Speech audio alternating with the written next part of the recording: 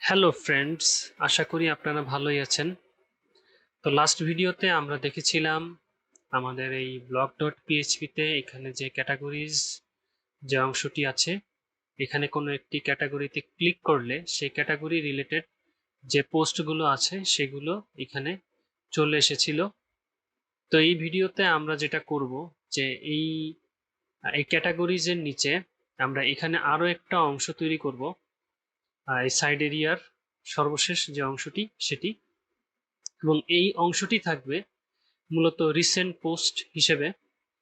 তো চলুন তাহলে সেটা ডিজাইন করি এবং আমাদের ডাটাবেস থেকে আমাদের রিসেন্ট পোস্টগুলো এখানে আমরা তুলে আনবো। তো সেটা করবার জন্য আমাদের এই সাইড এরিয়াতে আমাদের এই যে আমাদের সাইড এরিয়া ক্যাটাগরিজ,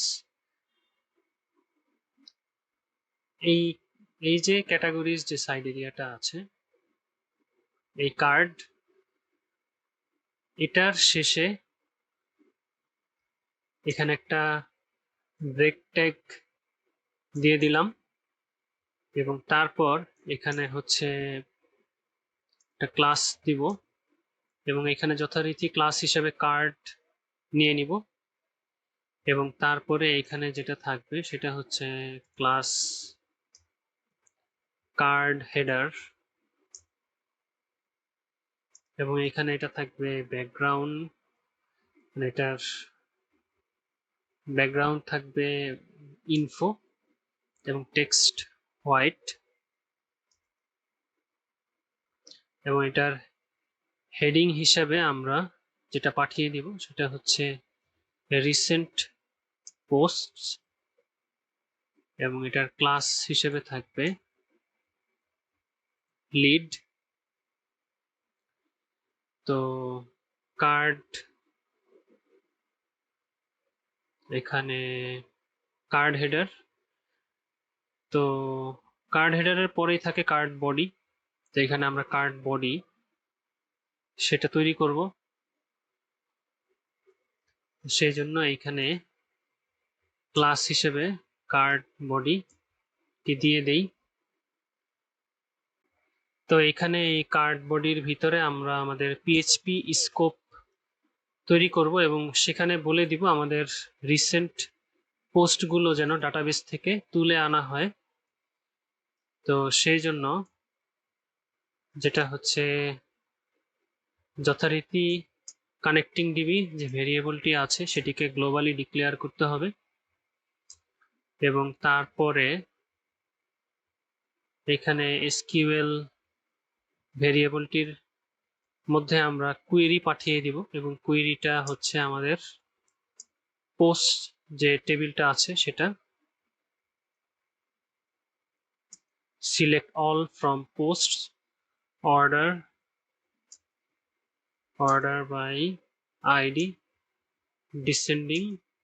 এখানে লিমিট বলে দিব, যেহেতু আমাদের রিসেন্ট পোস্টগুলো আমরা দেখতে যাচ্ছি, আমরা তো সবগুলো পোস্ট আমাদের ডাটাবেস থেকে তুলে না আনলেও চলবে। তো এরপরে এখানে হচ্ছে এসটিএমটি এই ভেরিয়েবলটি এবং এইখানে হচ্ছে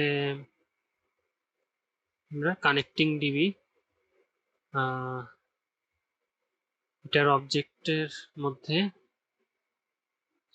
কুয়েরি ফাংশন এবং তার ভিতর এসকিউএল প্যারামিটারটি পাঠিয়ে দিলাম। তো এখন যেটা করব, এই হোয়াইল লুপের ভিতরে আমাদের ডাটা রোজ এই ভেরিয়েবলটির মধ্যে এসটিএমটি থেকে ডাটা ফেচ করে আনব। তো এরপর আমরা কিছু ভ্যারিয়েবলের মধ্যে সেই ডাটাগুলো রাখবো। তো এর মধ্যে অনেকবারই আসলে এই কোডগুলো লেখা হয়েছে। তো এই কোডগুলো মূলত আসলে রিপিটেটিভ কোড। আপনারা যতবার হচ্ছে ডাটাবেজের অপারেশন চালাতে যাবেন এই সিমিলার কোডগুলোই আপনাদের ব্যবহার করতে হবে। তো এই কোডগুলো ভালোভাবে বুঝে ফেললে আপনাদের কাজগুলো অনেকটাই সহজ হয়ে যাবে। তো আশা করি এই প্রজেক্টটা করার মাধ্যমে আপনারা অনেকটাই বুঝে ফেলেছেন যে কিভাবে এই কোডগুলো লিখতে হয় বা এই কোডগুলো দিয়ে আসলে কি বোঝায়। তো আপনাদের যদি তারপরও কোনো ধরনের কনফিউশন থাকে, এর মানে হচ্ছে যে আপনাদের যে পিএইচপির অবজেক্ট ওরিয়েন্টেড প্রোগ্রামিং এর বিষয়টি সেটি হয়তো ভালোভাবে আয়ত্তে নেই।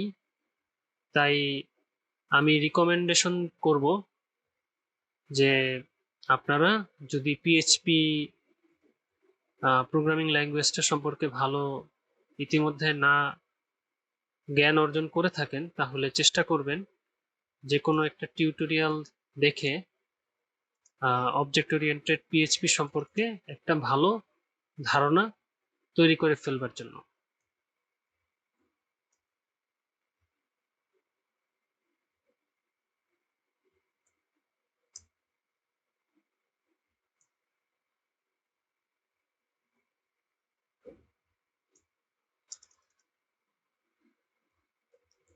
তো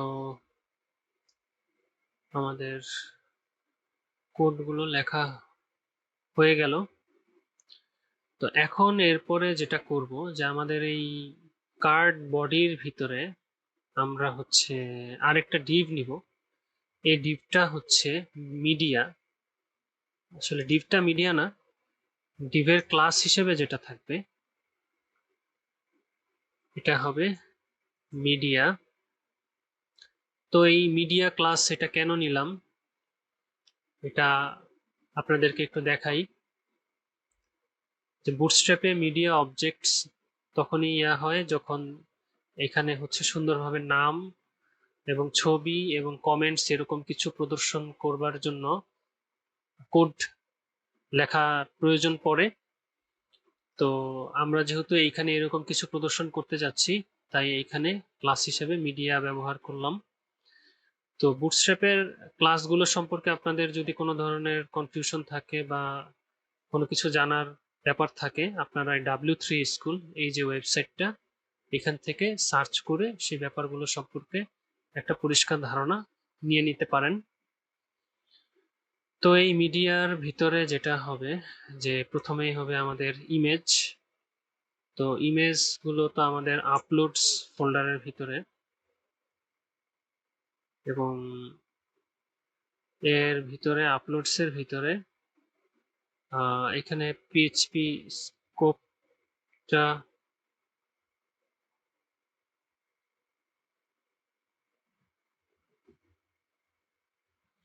তৈরি করে ফেললাম।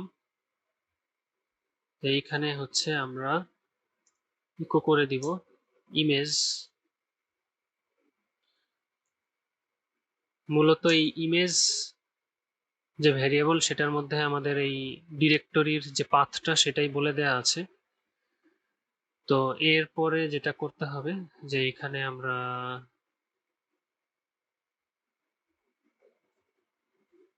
এইখানে ক্লাস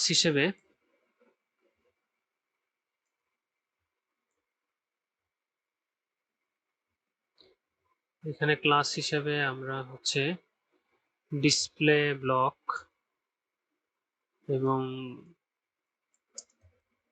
ইমেজ ফ্লুইড এবং অ্যালাইন সেলফ স্টার্ট দিয়ে দিতে পারি, যেটার উইডথ হবে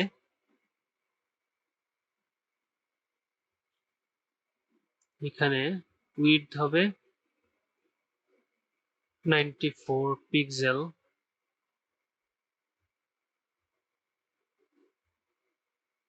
আর হাইট হবে 90 পিক্সেল।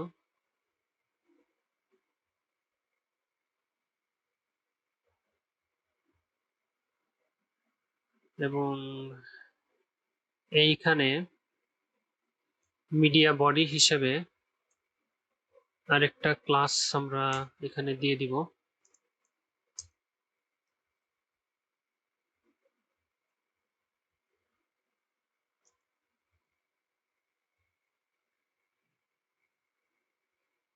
তো এইখানে যেটা হবে যে আমাদের ছবি থাকবে, ছবির ডান পাশে কিছু লেখা থাকবে। তো আমি পুরো ডিজাইনটা শেষ করি, তারপর আশা করি আপনারা বুঝতে পারবেন যে এখানে আমি এটা কি করলাম। তো এখানে ফুল পোস্ট ডট পিএইচপি আইডি হিসেবে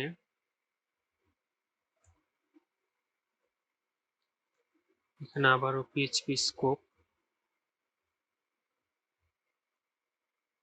এবং এইখানে ইকো সেই আইডি, কোন আইডি, আমাদের উপরে আমরা যে আইডিটা ভেরিয়েবল আইডি তৈরি করলাম, এবং হচ্ছে যেটা যে এইখানে আমাদের বলে দিতে হবে টার্গেট দিয়ে ব্ল্যাঙ্ক, এর ফলে যখন আমরা ওই লিঙ্কে ক্লিক করব তখন নতুন আরেকটা ট্যাব ওপেন হয়ে সেখানে হচ্ছে যে আমাদের সে পোস্ট শো হবে। তো আমি এটা লিখি, লেখা শেষ করার পরে আপনারা সেটা বুঝতে পারবেন। এখানে ক্লাস লিড আর এইখানে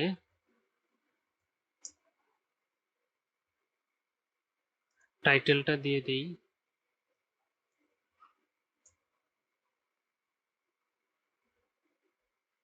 এরপর যেটা হচ্ছে যে আমাদের এইখানে আমাদের পি ট্যাগের ভিতরে আমরা হচ্ছে ডেট টাইম সেটা শো করাবো।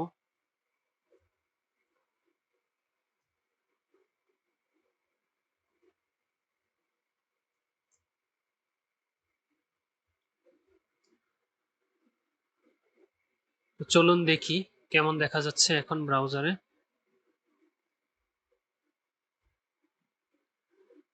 সুন্দর, এখানে আমাদের হচ্ছে যে এটা চলে আসলো, একটা পোস্ট শুধুমাত্র আসলো। তো এখানে আমি কি করলাম, এখানে হচ্ছে এই ছবিটা এখানে প্রদর্শিত করলাম, এখানে হচ্ছে টাইটেল এবং নিচে হচ্ছে এই ডেট টাইম সেটা প্রদর্শিত হয়েছে। তো এখানে তো শুধুমাত্র একটা ডেট টাইম থাকার কথা না, এখানে তো এখানে যেহেতু আমরা লিমিট 0 থেকে 5 দিয়েছি তাহলে 5টা আসার কথা। তো এখান থেকে যদি এই এন্ডিং যে সিনট্যাক্সটা আছে, এই লুপের এন্ডিং সিনট্যাক্সটা যদি এখানে দিয়ে দেই পিএইচপি স্কোপের ভিতরে, তো চলুন দেখি কেমন দেখা যায়। হ্যাঁ, এখানে সবগুলো পোস্টই এসেছে, মানে 5টা পোস্ট, আমরা যে 5টা পোস্ট শো করাতে চাচ্ছি। তো এইখানে আমি একটা এইচআর ট্যাগ দিয়ে দেই,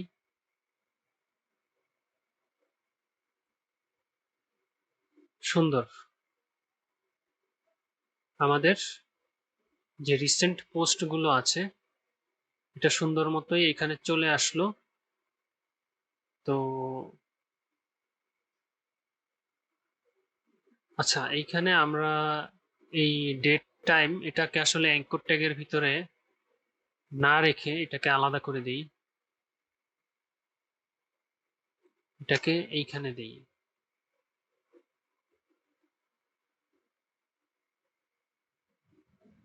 সুন্দর। তো এখন আমাদের হচ্ছে যে রিসেন্ট পোস্টগুলো, যে রিসেন্ট 5টা পোস্ট, আমরা এইখানে যে লজিকটা লিখেছিলাম যে select all from post order by ID descending limit 0 থেকে 5, এবং তারপর আমরা এই এসকিউএল যে ভেরিয়েবলের মধ্যে এই কুয়েরিটাকে আমরা হচ্ছে পাঠিয়ে দিয়েছিলাম, এবং এখানে তার পরবর্তীতে আমরা সে ডাটা রোজের মধ্যে সেটা ফেচ করে সেই ডাটাগুলোকে আমরা তুলে এনেছি। তো এই কোডগুলো সম্পর্কে আপনারা ইতিমধ্যেই বেশ কয়েকবার দেখেছেন, আশা করি বুঝতে পারছেন।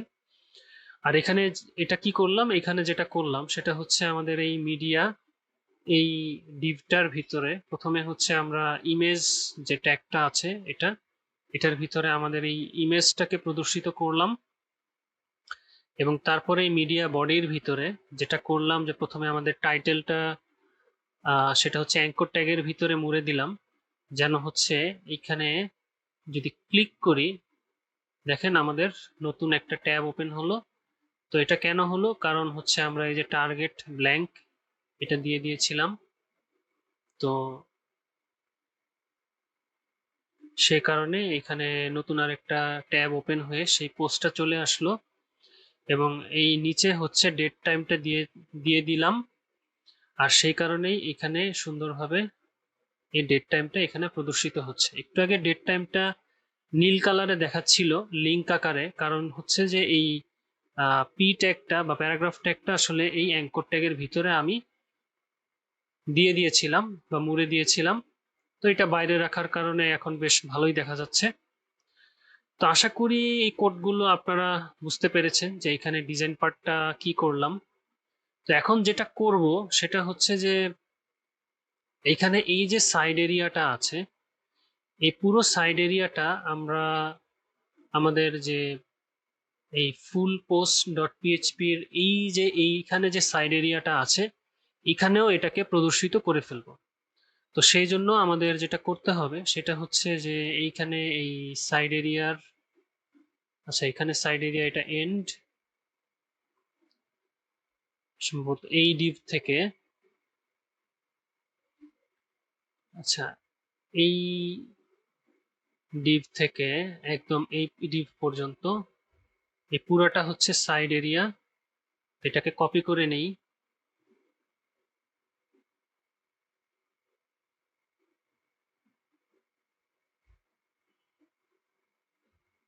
এটা কপি করে নিলাম, এবং তারপর আমাদের এই ফুল পোস্ট ডট পিএইচপির এখানে আমাদের যে সাইড এরিয়াটা ছিল, এই যে সাইড এরিয়া, এইখানে এটাকে পেস্ট করে দেই। তো এখন যদি আমরা আমাদের এই পোস্টটা দেখি, দেখেন সুন্দর মতোই এই সাইড এরিয়াটা এখানে চলে আসলো। তো আমরা যদি এই পোস্টটাতে ক্লিক করি সি মোর, এখানেও সুন্দর মতো এই সাইড এরিয়াটা চলে আসলো।